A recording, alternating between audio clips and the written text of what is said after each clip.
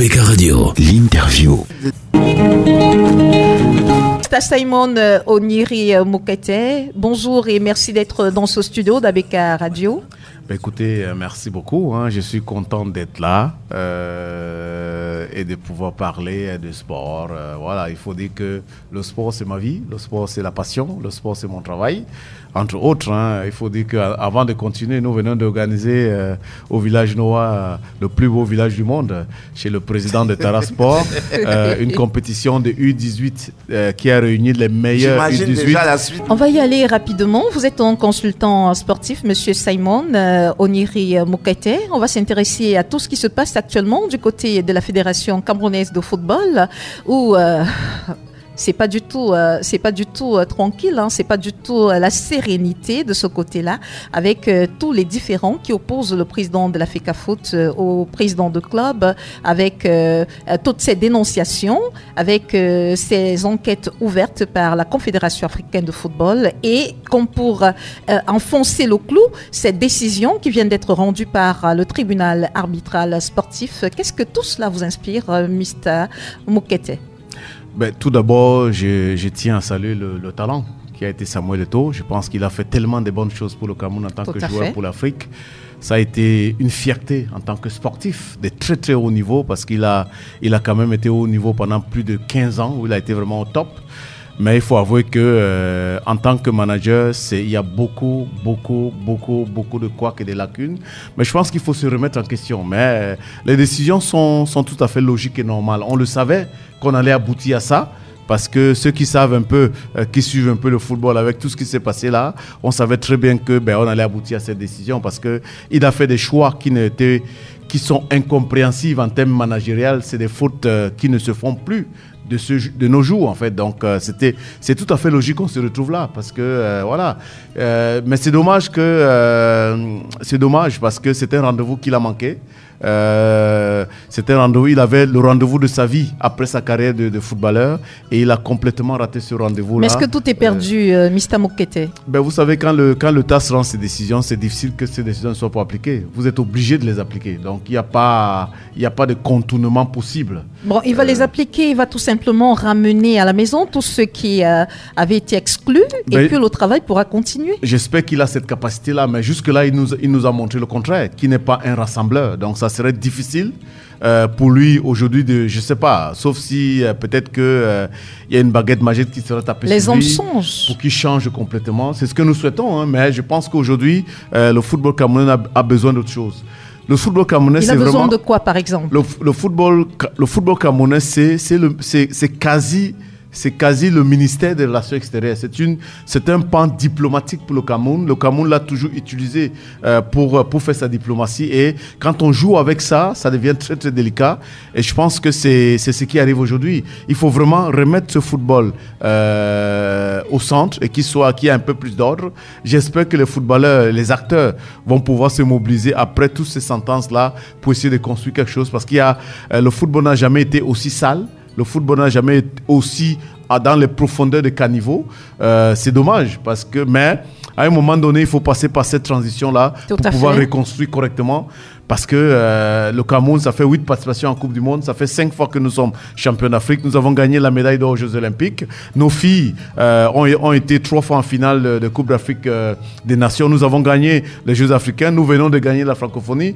Mais malgré tout ça, là, c'est dommage qu'avec ce background-là, le Cameroun n'arrive pas à faire mieux. Le Cameroun n'arrive pas à décoller. Le Cameroun n'arrive pas à être créatif.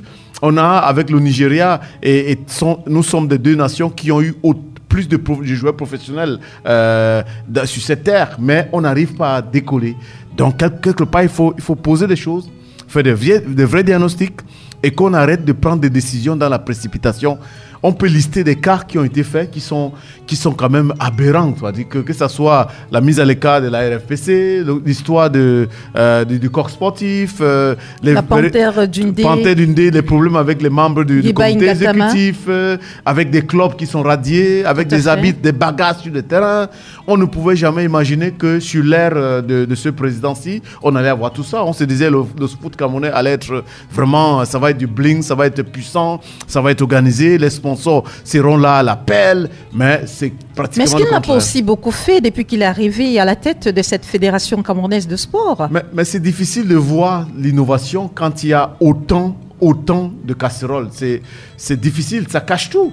Parce que peut-être qu'il a apporté des choses, mais si on vous demande de citer, vous aurez du mal, parce que vous allez plutôt citer les différents cas, des démissions, des radiations, d'abandon des matchs truqués, avec des preuves à l'appui.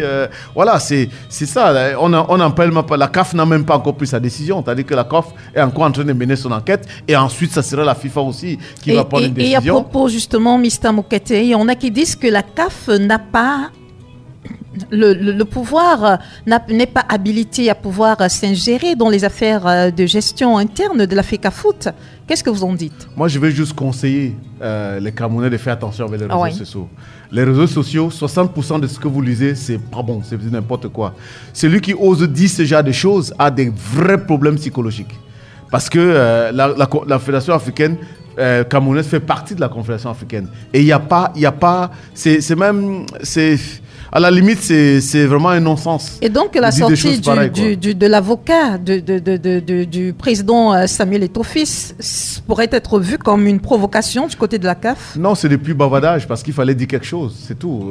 Cet avocat a déjà fait des sorties par le passé. On voit où nous en sommes aujourd'hui avec l'affaire Coq Sportif. C'est le même avocat qui suit l'affaire Coq Sportif, hein, sauf que la fédération a déjà 6,5 milliards à payer, alors qu'on n'a même pas encore jugé l'affaire en profondeur. Donc, quand on suit ça, il faut...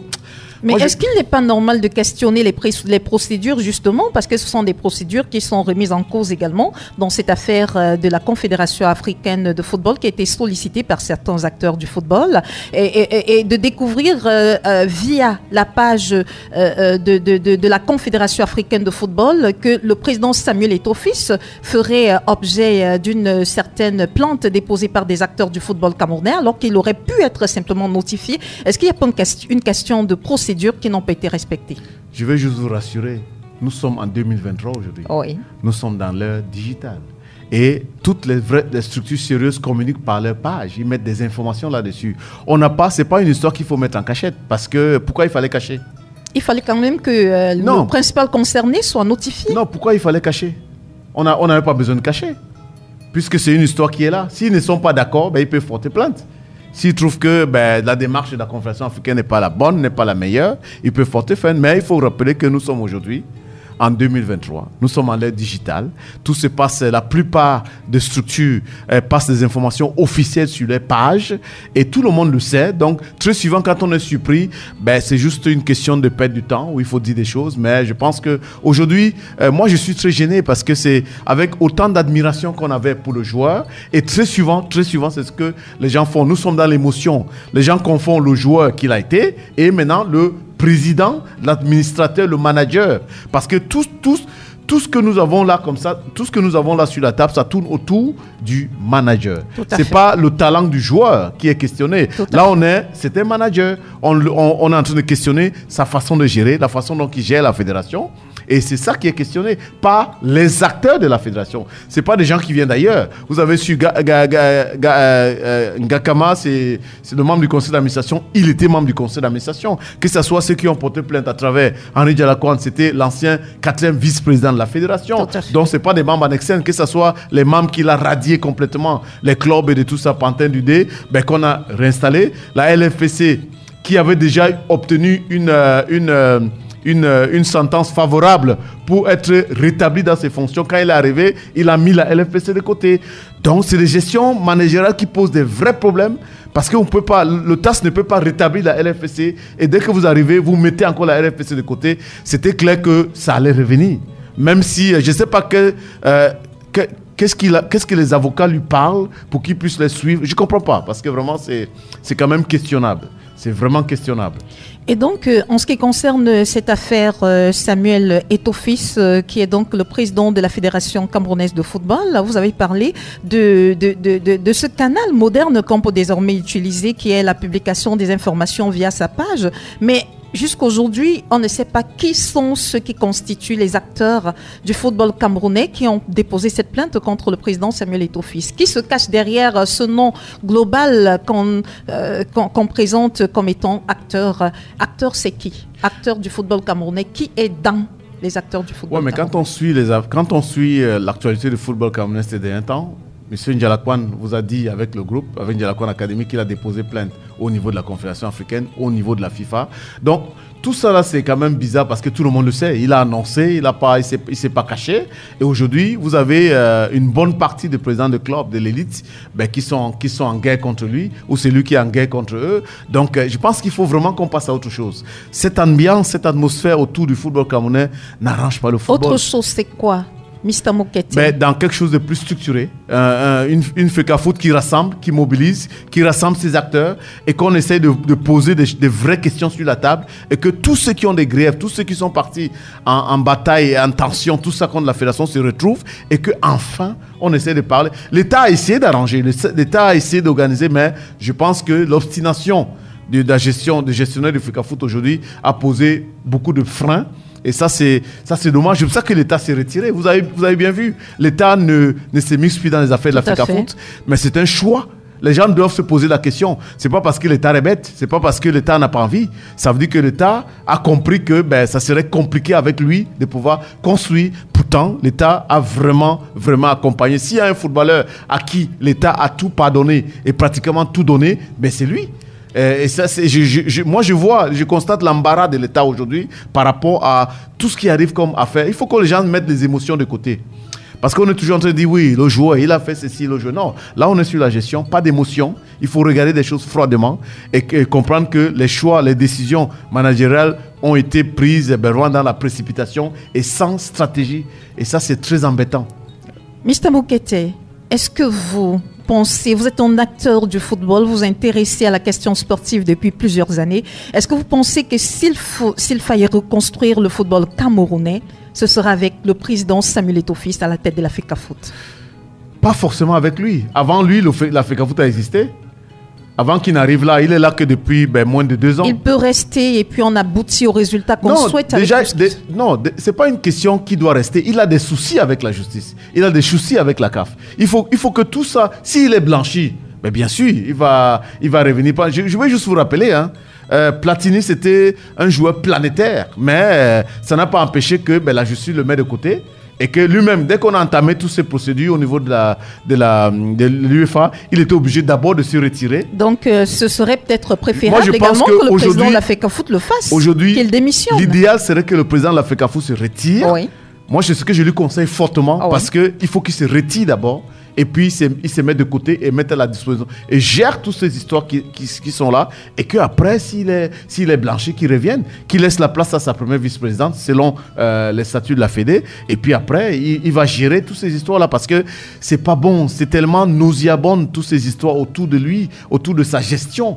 Ça pose des problèmes. Et vraiment, c'est le mythe. Je ne sais pas s'il se rend compte. Il a tué le mythe, Samuel Eto'o. Donc, ça a été une erreur pour Samuel Eto'o, peut-être, de penser, d'espérer briguer un mandat à la tête de la Fédération camerounaise de football. Il aurait peut-être été mieux pour lui de rester simplement footballeur, qu'on aurait retenu beaucoup de bonnes choses de lui. Vous avez compris, lui-même, il a dit que vraiment, il regrette d'être venu là. Ça veut dire que les autres lui ont poussé à le faire. Il regrette beaucoup d'être là. Et je pense que normalement, un joueur de ce niveau-là, là où Samuel était, quand il a arrêté sa carrière, il aurait dû rester ce mythe-là. Vous voyez bien Zidane venir chercher la tête de la fédération. Non, il aurait dû rester à ce niveau-là, être un mythe. Et je pense qu'avec tout ce qui s'est passé là, et on voit avec les différents problèmes que la gestion est chaotique. Et que, moi, je regarde les choses froidement. Oui, vraiment. mais M. Mokete, selon vous, en vous entendre, ça veut dire que Samuel Eto'o n'aurait pas... ne devrait pas briguer à la présidence de la FECAFOOT, selon vous. C'est-à-dire qu'il n'aurait pas eu droit, il devait laisser plutôt ça de côté, la FECAFOOT, au lieu de venir briguer la présidence de la FECAFOOT. Samuel Eto'o, c'est un grand ambassadeur pour le Cameroun, c'est un grand ambassadeur pour l'Afrique. Donc il a des missions qui sont beaucoup plus grandes. si j'étais en tant qu'expert en relation... Des missions beaucoup plus grandes, mais pourquoi pas la FECAFOOT? Mais voyez-vous, voilà la gestion. S'il a des missions beaucoup Parce plus que grandes... pour pouvoir gérer... Bon, qu'il laisse donc la FECAFOOT, qu'il aille à la CAF, c'est ça? Non, pour pouvoir gérer, Oui. il faut être prêt, il faut être un manager. Est-ce qu'il est formé pour gérer? Non, il n'a aucune formation de gestionnaire. La plupart, moi je cite, il y a une grande marque de luxe, de montres. Son vice-président, c'est un ancien sportif, mais il est retourné à l'école. Tony Escanguet est retourné à l'école pour pouvoir même devenir président du comité d'organisation de Paris 2018. Donc, il y a ces remises en question qu'on doit avoir si on veut passer à un certain cap. Est-ce que ce que Eto'o a essayé de faire depuis qu'il est là, on le met tout simplement de côté comme ça? Mais vous avez vu bien qu'il a essayé. Mais sauf qu'il n'y arrive pas parce qu'il n'a pas les bonnes méthodes. Je pense que les joueurs aujourd'hui peuvent dire le contraire. Les joueurs qui sont les vrais acteurs du football aujourd'hui peuvent dire le contraire. Mais vous voyez bien que le quotidien au niveau de la gestion, il a du mal. Parce que c'est pas seulement de dire je donne ceci aux joueurs. Il y a des choix. Il y a des choix stratégiques qui ont été faits et qui mettent le Cameroun en difficulté, qui embarrassent le Cameroun. Donc c'est ça d'abord un manager. C'est-à-dire que c'est pas de dire, c'est pas de faire du populisme. C'est pas le populisme, c'est d'abord de gérer. Vous êtes DG de ABK Radio. À part que les gens viennent à la radio, ils chantent. Il y a tellement de choses à faire derrière pour que quand les gens viennent à la radio et parlent et présentent des émissions, mais pour que ça se concorde, pour que ça s'accorde. Mais s'il n'y a pas ça, s'il y a tellement de crises, tellement d'histoires derrière, et que sur le terrain, parce que il faut pas dire que les joueurs, parce que on voit bien que ça n'a pas changé. Le Cameroun n'a pas été capable de se qualifier dans plusieurs compétitions internationales. Nous sommes allés à la Coupe d'Afrique, on est rentré. C'est l'État qui met à l'oubliez pas, au niveau du football, c'est l'État qui gère les primes. Et depuis pratiquement 4 ans, il n'y a plus de question de primes parce que l'État a réglé ce problème de primes. Donc tout ça est à la charge de l'État. Donc n'oublions pas ça. Les équipes nationales sont à la charge de l'État. C'est l'État qui paye les primes, c'est l'État qui paye les transports, c'est l'État qui fait déplacer les joueurs, c'est l'État qui gère les hôtels. Toutes ces affaires-là sont gérées par l'État. Donc, il ne faut pas l'oublier. Monsieur Moukoté, juste une dernière question pour moi. Vous êtes un proche, sur le plan professionnel, vous êtes un proche de Yannick Noah. Comment est-ce que, effectivement, le cas Samuel Eto'o est vu de ce côté-là? Non, Yannick Noah a beaucoup de respect pour le sportif qui a été Samuel Eto'o et que, quelque part, ça l'attriste. Il est tellement mal du choix qu'il a été fait de mettre de côté le corps sportif. N'oublions pas qu'il a essayé de rentrer en contact avec Eto'o plusieurs fois. Le corps sportif a fait des efforts pour rentrer en contact avec lui, mais il a refusé. Donc après, voilà, c'est son choix. Hein. Yannick ne peut pas, c'est pas son enfant, c'est pas son petit frère, mais il est très très attristé de ce qui se passe parce que vous vous rendez compte, avec autant de grands-fils, le Cameroun aurait dû faire des choses extraordinaires. Vous vous rendez compte que ce soit Samuel, Yannick et tous les autres là, vous vous rendez compte, ça allait être le feu. Aujourd'hui, vous avez vu Mbappé en train d'arriver. Moi, je travaille un peu avec la fondation. Mbappé en train d'arriver de mettre quelque chose en place à Yaoundé avec Nganou et de tout ça. Je pense qu'il y a le Cameroun a tellement d'enfants extraordinaires dehors et que c'est pour ça que je dis que c'est dommage parce que c'est vraiment un rendez-vous manqué et que moi j'aimerais pas que Eto'o soit traîné dans la boue. À vous entendre, je reviens, désolé, mais à vous entendre, on dirait que c'est Samuel Eto'o fils le problème du football camerounais. Non, le football camerounais n'a pas commencé avec lui. Non. Le football a été géré par des personnes. L'ancien président est en prison. Seydou Mbomondje qui a géré pendant 2 ans au niveau de la Confédération africaine. Donc, le problème du football camerounais, c'est pas lui. Le problème du football camerounais, tout le monde le connaît. Le football camerounais, les acteurs ne sont pas mobilisés. Les acteurs ne sont pas ensemble. Et si vous prenez un couloir, vous laissez l'autre. C'est pour ça qu'aujourd'hui, le président qui doit être là, doit être un président qui fédère. La première chose, c'est de poser tout sur la table et on essaie de discuter à cœur ouvert. Mais si on ne le fait pas et qu'on essaie de faire semblant de ne pas regarder ce qui se passe en face, ben vous aurez ce que nous avons aujourd'hui. C'est la énième fois que nous avons des problèmes au niveau du football camerounais. C'est pas avec lui, hein. Ça a commencé depuis parce que tous fuient le vrai problème et ils ne veulent pas l'affronter ou regarder en face. Et on va toujours en arriver là. S'il y a un prochain président, si Samuel n'est plus président, le prochain qui arrive, s'il prend le même couloir et refuse d'affronter les problèmes, mais nous allons nous retrouver encore là. ABK Radio. De lundi à vendredi dès 7h. Retrouvez dans le 7-10, 7h-10h. ABK Matin, premier sur le matin. Les invités consultants de classe exceptionnels.